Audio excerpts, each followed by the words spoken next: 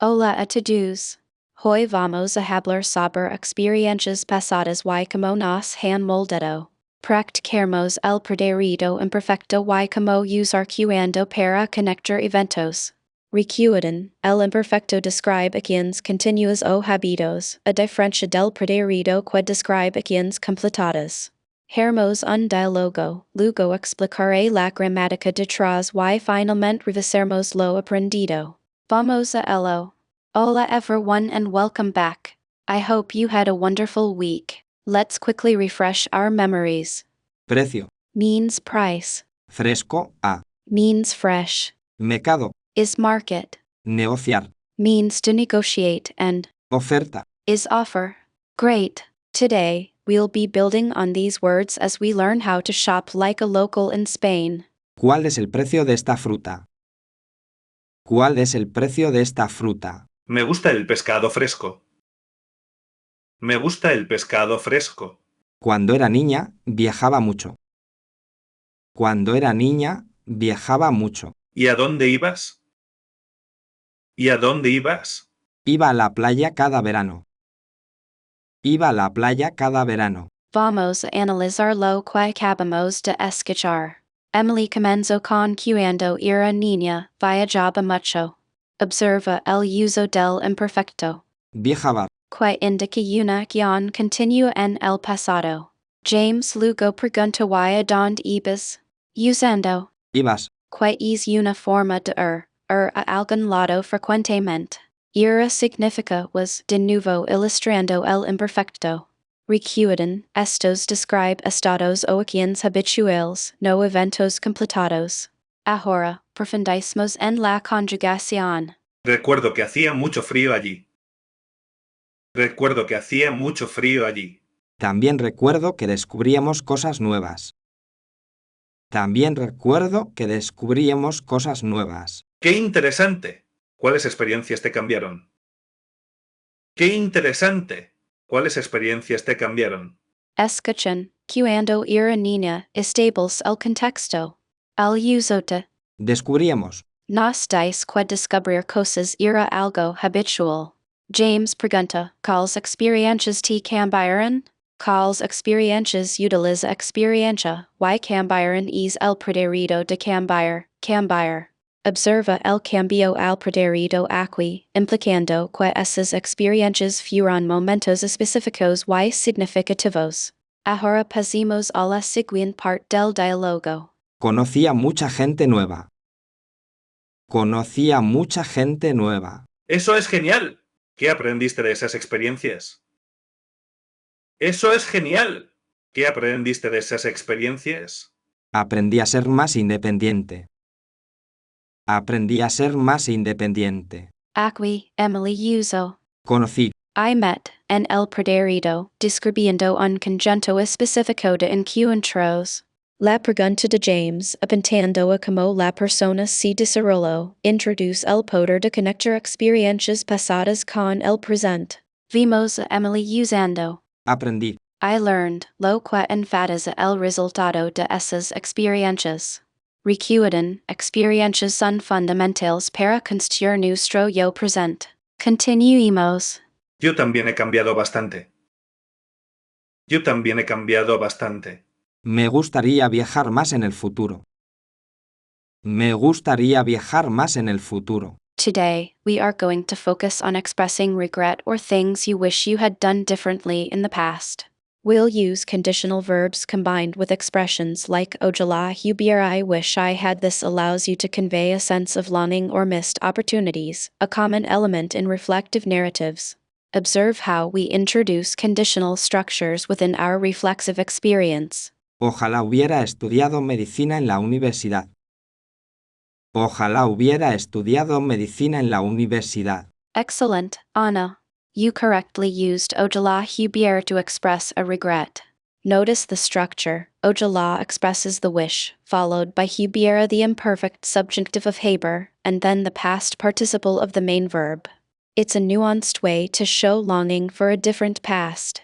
This is adding more depth and complexity to describing personal experiences. Me arrepiento de no haber aprendido a tocar la guitarra. Me arrepiento de no haber aprendido a tocar la guitarra. Very good, Benito. You used me arrepiento de no haber, which is another common way to express regret. Arrepentirse means to regret. The construction no haber past participle shows what you didn't do. Mixing and matching these phrases demonstrates a solid grasp of expressing past regrets, a key element of freely communicating your experiences. Consider how this impacts your perspective. Si hubiera viajado a Sudamérica, habría aprendido portugués. Si hubiera viajado a Sudamérica, habría aprendido portugués. Excellent. You've correctly used a conditional sentence second type. The C clause uses the imperfect tense hubiera, the imperfect subjunctive, and the main clause uses the conditional tense habría. This construction describes hypothetical situations in the past and their imagined consequences. Think about how this changes your present perspective if these events happened. Ojalá no hubiera perdido ese billete de autobús. Ojalá no hubiera perdido ese billete de autobús. Today, we'll focus on sequencing past events within a narrative. We'll use time phrases like primero, luego, después, and finalmente to create a logical flow. Think of it like telling a story. It needs a beginning, middle, and end, and these phrases help us establish that structure clearly and accurately within the imperfect tenses context. ¿Cómo organizaste tu viaje a España la primera vez? ¿Cómo organizaste tu viaje a España la primera vez? Excellent question, Anna. Notice the use of la primera vez to indicate a first experience. When describing a sequence, we use primero first, luego then, afterwards, después after that, and finalmente finally. Remember, these words help your listener follow the chronological order of your story. It's about describing not just what happened, but when it happened relative to other events. Primero busqué vuelos baratos, luego reservé un hotel. Primero busqué vuelos baratos, luego reservé un hotel. Very good, Benito. Your use of primero and luego is perfect. Note how you are recalling a specific sequence of actions using the imperfect. This demonstrates your ability to structure a past event in a clear and understandable way. You're successfully conveying the process of planning, which is a very practical skill for describing travel experiences and other narratives. Let's refine expressing disappointment about past events. Phrases like me decepcionó, I was disappointed, and no me gustó nada, I didn't like it at all are useful. However, we'll explore more nuanced ways of expressing this, including using me hubiera gustado, I would have liked, to convey a sense of unfulfilled desire in the past. Remember to pair this with context to highlight the situation's impact. Me decepcionó mucho que el museo estuviera cerrado. Me decepcionó mucho que el museo estuviera cerrado. That's perfectly correct, Anna. Me decepcionó mucho clearly conveys your disappointment. For a slightly softer tone, consider phrasing it as me hubiera gustado visitar el museo, pero estaba cerrado, I would have liked to visit the museum, but it was closed. This acknowledges the desire while accepting the situation, adding a touch of regret without being overly negative. Subtle variations like this enrich your Spanish. No me gustó nada la comida en ese restaurante. No me gustó nada la comida en ese restaurante. Today, we'll focus on expressing preferences in the past using the imperfect tense. While we've reviewed stating past actions, it's important to also express how you felt about them. We'll use phrases like Me gustaba. I liked, Prefería. I preferred, and Me encantaba. I loved, followed by a noun or infinitive to describe your past likes and dislikes. Pay attention to the conjugation of gustar, as it's a bit unique. ¿Te gustaba el café cuando eras joven? ¿Te gustaba el café cuando eras joven? Excellent question, Anna. Now, let's look at how to respond, focusing on incorporating the imperfect tense correctly. Observe the response. Me gustaba mucho el café con leche. This translates to I really liked coffee with milk. Notice how gustaba is the imperfect form of gustar. This usage emphasizes a sustained preference in the past. Remember, it wasn't just a single moment. Prefería ir al cine los fines de semana. Prefería ir al cine los fines de semana. Very good, Benito. You've used preferir perfectly.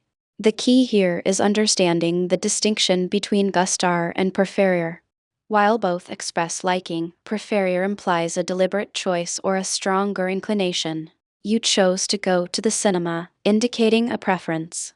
Note the structure preferia infinitive to express what you used to prefer doing. Me encantaba leer novelas de aventuras cuando era adolescente. Me encantaba leer novelas de aventuras cuando era adolescente. In this scene, we'll focus on describing where you stayed during past travels. Specifically, we'll work on using adjectives to convey details about the accommodation. Was it comfortable, clean, noisy, modern, or traditional? We'll practice using phrases like alkulaba or mialajaba to talk about renting or staying somewhere and expanding on those descriptions. ¿Cómo era la casa rural en los Pirineos? ¿Cómo era la casa rural en los Pirineos? Me hospedaba en un hostal muy sencillo en Barcelona. Me hospedaba en un hostal muy sencillo en Barcelona. Very good, Mateo. The verb Hospedar. to accommodate is a great choice here, and sencillo meaning simple is an excellent descriptive adjective. To elevate your response further, you could add a detail about the hostel. For instance, you could say, Mi hospedaba en un hostel muy sencillo en Barcelona, cerca de la playa. I stayed in a very simple hostel in Barcelona, near the beach. Alquilaba un apartamento con vistas al mar en Italia. Alquilaba un apartamento con vistas al mar en Italia. Today, we'll focus on expressing genuine enthusiasm for past experiences. Notice how adding adverbs like muchísimo or phrases like que bien lo pasé intensifies the feeling. We'll move beyond simple descriptions and convey how truly enjoyable something was. I'll give examples and you will model them. ¿Recuerdas cuando visitamos el Museo del Prado en Madrid? ¿Recuerdas cuando visitamos el Museo del Prado en Madrid? Excellent. Now, let's add some enthusiasm.